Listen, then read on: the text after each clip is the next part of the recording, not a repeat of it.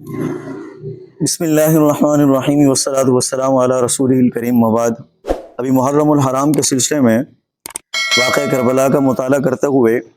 ابن اسیر رحمۃ اللہ تعالی علیہ کی تاریخ کی کتاب الکامل میں ایک واقعہ میری نظر سے گزرا۔ سیدنا مسلم بن عقیل رضی اللہ تعالیٰ عنہ جب کوفہ میں قیام پذیر تھے اور عبید اللہ بن زیاد یزید کے حکم پہ بصرہ کو چھوڑ کر وہاں پہ اپنے بھائی کو اپنا نائب بنا کر کوفہ میں آیا،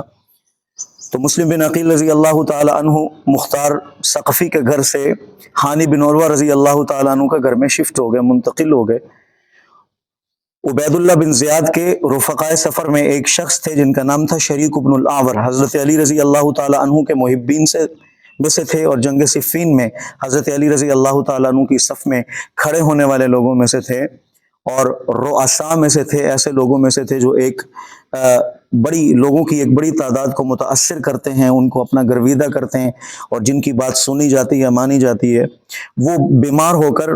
قیام پذیر ہوئے ہانی بن عروہ رضی اللہ تعالیٰ عنہ کے گھر میں، اور وہ چاہتے بھی یہ تھے کہ وہ عبید اللہ بن زیاد سے دور ہو جائیں اور حضرت مسلم بن عقیل اور سیدنا حسین بن علی رضی اللہ تعالیٰ عنہما کا ساتھ دیں۔ تو خیر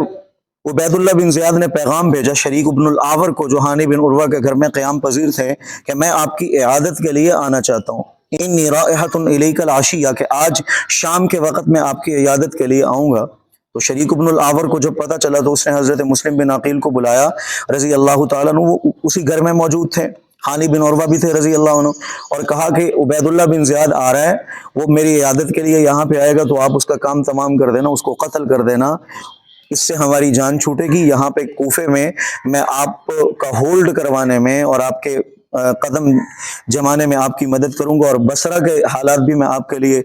بہتر کرنے کی کوشش کروں گا۔ اس طرح سے یہ سارا منظرنامہ بدل سکتا ہے۔ حضرت مسلم بن عقیل رضی اللہ تعالیٰ عنہ اور ہانی بن عروہ رضی اللہ عنہ بھی بیٹھے ہوئے تھے، بات چیت ہوئی۔ شام کے وقت جب عبید اللہ ابن زیاد آیا تو حضرت مسلم بن عقیل اوٹ میں چلے گئے، پردے میں چلے گئے، ظاہر بات ہے اس کے سامنے آنا ٹھیک نہیں تھا، اور عبید اللہ بن زیاد باہر بیٹھا ہوا تھا، تو وہ اشاروں کنایوں میں بات کرتا رہا شریک بن الاعور حضرت مسلم بن عقیل کو کہ آپ آئیں اور اس کو قتل کریں، لیکن حضرت مسلم بن عقیل باہر تشریف نہیں لائے اور نہ ہی کوئی ایسا کام کیا۔ جب عبید اللہ بن زیاد وہاں سے اٹھ گیا تو شریک بن الاعور نے مسلم بن عقیل رضی اللہ تعالی عنہ سے کہا کہ جی آپ اس کا کام تمام کر دیتے تو ہمارے لیے حالات آسان ہو جاتے اور حالات کو نارملائز کرنا ہمارے لیے آسان ہو جاتا، تو آپ نے ایسا کیوں نہیں فرمایا، آپ نے میری بات کیوں نہیں مانی؟ حضرت مسلم بن عقیل رضی اللہ تعالیٰ عنہ نے بڑا خوبصورت جواب دیا، اور اسی جواب کو بیان کرنے کے لیے میں ویڈیو ریکارڈ کروا رہا ہوں۔ فرمایا دو وجوہات کی وجہ سے، دو باتوں کی وجہ سے۔ ہاں جی، پہلی بات تو یہ تھی کہ میرا جو میزبان ہے ہانی بن عروہ لا يحب ان يقتل في داره عبید اللہ بن زیاد، پہلی بات یہ ہے کہ ہانی کو یہ پسند نہیں کہ اس کے گھر میں عبید اللہ بن زیاد کا قتل ہو، چونکہ وہ عیادت کے طور پر آ رہے ہیں، مہمان کے طور پر آ رہے ہیں، تو یہ مناسب نہیں۔ اور دوسری بات یہ ہے کہ حدثنی الناس عن رسول اللہ صلی اللہ علیہ وسلم، میں نے حضور اقدس صلی اللہ علیہ وسلم کا ایک فرمان سنا ہے، لوگوں کے ذریعے مجھ تک رسول اللہ صلی اللہ علیہ وسلم کا ایک فرمان پہنچا ہے۔ آپ نے فرمایا الایمان قید الفتق لا یفتق مؤمن، او کما قال، فرمایا کہ ایمان نے ہیلے سازی کو، بہانہ سازی کو، دھوکہ دینے کو بیڑیوں میں جکڑ دیا ہے، اور مومن کبھی کسی کو دھوکہ دے کر قتل نہیں کرتا۔ اور فرمایا میں اللہ کے نبی صلی اللہ علیہ وسلم کے اس فرمان کی مخالفت نہیں کر سکتا تھا، میں نہیں چاہتا تھا کہ میں حضور اقدس صلی اللہ علیہ وسلم کے اس فرمان کے خلاف جاتے ہوئے عبید اللہ بن زیاد کو قتل کروں، اگرچہ وہ میری دسترس میں تھا، وہ میرے ہاتھ کے نیچے تھا، میں اس کو قتل کر سکتا تھا، لیکن میں رسول اللہ صلی اللہ علیہ وسلم کے اس فرمان کو پس پشت نہیں ڈال سکتا تھا کہ آپ نے فرمایا ایمان نے دھوکہ دینے کو، حیلہ کرنے کو اور اس طرح سے قتل کرنے کو بیڑیوں میں جکڑ دیا ہے، اور مومن جو ہے اللہ یفتق المؤمن، مومن کبھی کسی کو دھوکہ دے کے قتل نہیں کرتا۔ تو میرے معزز بھائیو، یہ اخلاقیات تھی اہل بیت سلام اللہ علیہم کی،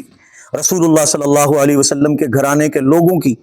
کہ وہ حالت جنگ میں بھی، وہ حالت اس وقت تقریباً حالات جنگ شروع ہو چکے تھے، اپنے دشمنوں کے ساتھ بھی اخلاقیات کا اور اعلیٰ درجے کی اخلاقیات کا رویہ اپناتے ہیں۔ اور ایسا ہوتا بھی کیوں نہیں کہ خود رسول اللہ صلی اللہ علیہ وسلم کے لیے اللہ قرآن پاک میں ارشاد فرما رہے ہیں انک لعلی خلق عظیم، اور یہ حضرات تو نبی پاک صلی اللہ علیہ وسلم کے گھرانے کے لوگ تھے، پھر ایسا کیوں نہ ہوتا کہ آپ صلی اللہ علیہ وسلم کے اخلاق کا عکس اور مکمل اور کامل نمونہ ان حضرات کے اخلاق میں بھی موجود ہوتا، اور آپ صلی اللہ علیہ وسلم کے اخلاق کی طرح ہی ان کے اخلاق بھی اعلیٰ درجے کے ہوتے، اور یقیناً ایسا ہی تھا۔ اور اس اخلاقیات کا اظہار وہ حالت جنگ میں بھی فرما رہے ہیں، اس اخلاقیات کا اظہار وہ اپنے عبید اللہ بن زیاد جیسے سفاک دشمن کے لیے بھی فرما رہے ہیں۔ اللہ جل شانہ ہمیں بھی اپنے اخلاقیات کو بہتر کرنے کی توفیق عطا فرمائے، اور اہل بیت سلام اللہ علیہم، صحابہ کرام، رسول اللہ صلی اللہ علیہ وسلم کی زندگیوں کو اپنے لیے اور اپنے اخلاق کی بہتری کے لیے نمونے کے طور پر اپنانے کی توفیق عطا فرمائے۔ اقول قولی ھذا واستغفر اللہ العظیم، والسلام علیکم ورحمۃ اللہ وبرکاتہ۔